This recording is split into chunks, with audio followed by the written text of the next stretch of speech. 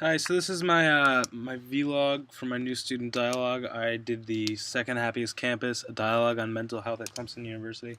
So here's just a couple things about the dialogue itself. We talked about mental health, mental health illness, mental conditions, stuff like that, like schizophrenia, eating disorders, um, all stuff like that. So, um, yeah, what did we achieve? Did we achieve true dialogue? Is a Chris, question. So, shots. when we broke down into the groups, is when more people started to talk. Fuck, I So, love it when you do all that. right. Usually, like when it was in the big group, there wasn't that much dialogue going on. It was more of the moderators talking and maybe one or two people answering questions, but it wasn't like someone stating a point and then someone else. But that was, we were only in the big groups for a few moments.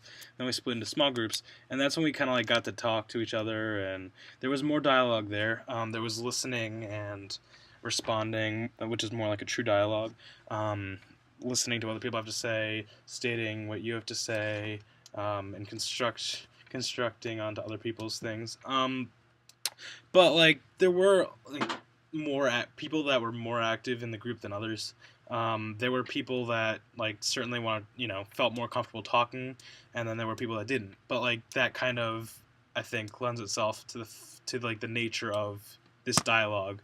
Mental health is like a touchy subject for many people, so like there are people that are going to be a lot more comfortable talking about it, and people that are a lot more uncomfortable talking about it. And so there were people that would like speak up and talk and were freely, and just because other people are more other people are more free to talk about things that they feel like they've been through or they know people that have been through. I don't think that means that other people are comfortable talking about like many mental health issues that they or someone they know has been through. As that's generally thought of as a more of a personal thing, which is something we discussed. Why is like mental health like thought of in that way? But so there were people that were definitely more talkative and people that were not. My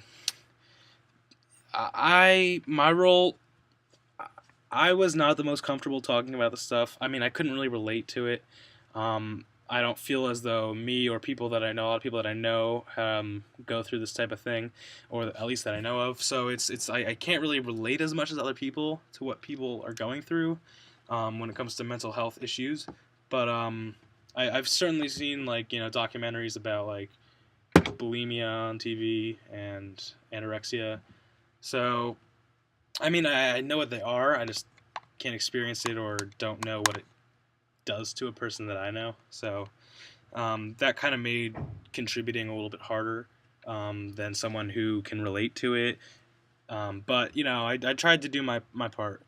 Um, but I did like take other people's ideas and like build upon them and respond and add my opinions in every once in a while. It's just like couldn't really relate as much as the people. And I was more comfortable even talking in like the small groups because then you don't have like the 30 people in there listening to what you have to say about mental health issues. It's a little unnerving. I'm very like shy in groups as it is, like, but talking in front of 30 people about mental health issues that you or someone you know has been through is not something I'm comfortable with. So I was more comfortable talking in the groups, the smaller groups of 3 or 4 people, but still not as completely comfortable as other people are.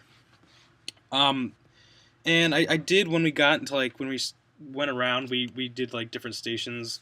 There were one station was about PTSD, post traumatic stress disorder, anorexia, bulimia.